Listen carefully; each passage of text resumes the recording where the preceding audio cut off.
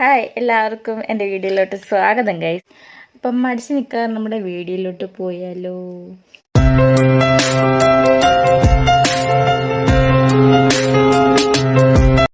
അപ്പം ഇന്ന് നമ്മൾ പറയാൻ പോകുന്ന കാര്യം എന്ന് വെച്ച് കഴിഞ്ഞാൽ, നിങ്ങളിതിൽ എത്ര പേര് വിശ്വസിക്കുന്നു എന്നൊന്നും എനിക്കറിയില്ല. ഞാൻ ഇതിന് നല്ല ഉദാഹരണങ്ങളും തരുന്നുണ്ട്.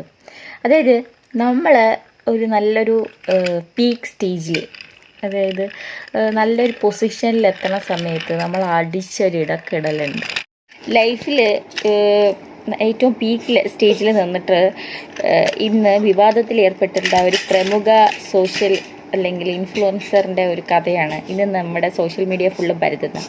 എന്തുകൊണ്ടാണ് അത്ര പീക്ക് സ്റ്റേജിലെത്തിയിട്ട് പെട്ടെന്ന് തന്നെ ഒരു ഡൗൺഫോൾ വരുന്നത്? ഇത് കണ്ണേറാണോ അതോ മറ്റെന്തെങ്കിലും ആണോ? ഇതൊക്കെ ഒരു കോയിൻസിഡൻസ് ആയിട്ട് നിങ്ങൾ കരുതുന്നുണ്ടോ? നമുക്ക് ഈ ഒരു അന്ധവിശ്വാസം അല്ലെങ്കിൽ ഈ ഒരു സംഭവം കണ്ണേറ് അങ്ങനത്തെ ഉള്ളൊരു സംഭവമൊക്കെ മാറ്റി വെച്ചിട്ട് നമുക്ക് ഇതിൻ്റെ ഒരു ശാസ്ത്രീയമായിട്ടുള്ള ഒരു കാര്യം ഞാൻ നിങ്ങളുമായിട്ട് ഷെയർ ചെയ്യാൻ ആഗ്രഹിക്കുന്നു. അപ്പോൾ എത്ര പേര് ഇതിൽ വിശ്വസിക്കുന്നുണ്ട്, എത്ര പേർക്ക് ഇതിൽ അനുഭവങ്ങൾ ഉണ്ടായിട്ടുണ്ട്, അല്ലെങ്കിൽ എത്ര പേര് ഇതിൽ വിശ്വസിക്കുന്നുണ്ട് എന്നൊക്കെ നിങ്ങൾ കമൻ്റായിട്ട് രേഖപ്പെടുത്താൻ മറക്കരുത്. കൊമേഡിയൻ ക്രിസ് റോക്കിനെ വിൽ സ്മിത്ത് അടിച്ച് ഓസ്കാർ വേദിയിൽ അടിച്ച് വിവാദത്തിലാഴ്ത്തിയ ആ ഒരു രാത്രി, അത് നിങ്ങൾ മറന്നു കഴിഞ്ഞാൽ നിങ്ങൾക്കിതിനുള്ള ആൻസർ ഒരിക്കലും കിട്ടി. ഐറോണിക്കലി കരിയറിൽ ആദ്യമായിട്ടാണ് അദ്ദേഹത്തിന് അന്ന് ആ രാത്രി തന്നെ ഓസ്കാർ അവാർഡ് കിട്ടേണ്ടത്. But right of the peak നമുക്കെന്താണ് അതിൽ നിന്ന് മനസ്സിലായത്? അദ്ദേഹത്തിൻ്റെ കരിയർ തകർന്നു തരിപ്പണമായി 10 വർഷമാണ് അക്കാദമിയിൽ നിന്ന് ബാൻ തന്നെ കിട്ടിയത്. അദ്ദേഹത്തിൻ്റെ പ്രോജക്റ്റുകളൊക്കെ ക്യാൻസലായി. അന്ന് അദ്ദേഹത്തിനോട് ഒരു വിഖ്യാത നടൻ അദ്ദേഹത്തിൻ്റെ ചെവിയിൽ പറഞ്ഞ ഒരു വാചകം ഞാൻ നിങ്ങളുമായിട്ട് ഷെയർ ചെയ്യാൻ ആഗ്രഹിക്കുന്നു ഗൈസ്.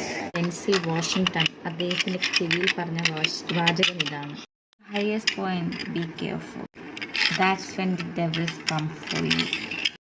ഇതിനർത്ഥം ഇതാണ്: നമ്മുടെ ലൈഫിൻ്റെ ഏറ്റവും ഹയസ്റ്റ് അല്ലെങ്കിൽ പീക്കായിട്ടുള്ള സക്സസ്ഫുൾ പോയിന്റിലെത്തും മാറും, നമ്മുടെ ഈഗോ കൂടും, ഇതിൽ നിന്നൊക്കെ താഴെ ഇറക്കാൻ ചുറ്റിലുള്ള നെഗറ്റിവിറ്റിയും കൂടും.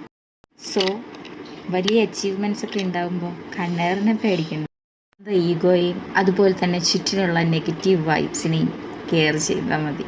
What you think? നിങ്ങൾ ഈ ഡെൻസിൽ വാഷിങ്ടൺ പറഞ്ഞ ഈ ഒരു വാചകത്തെ അല്ലെങ്കിൽ ഈ ഒരു കോൺസെപ്റ്റിനെ എത്ര പേര് എഗ്രി ചെയ്യുന്നുണ്ട്?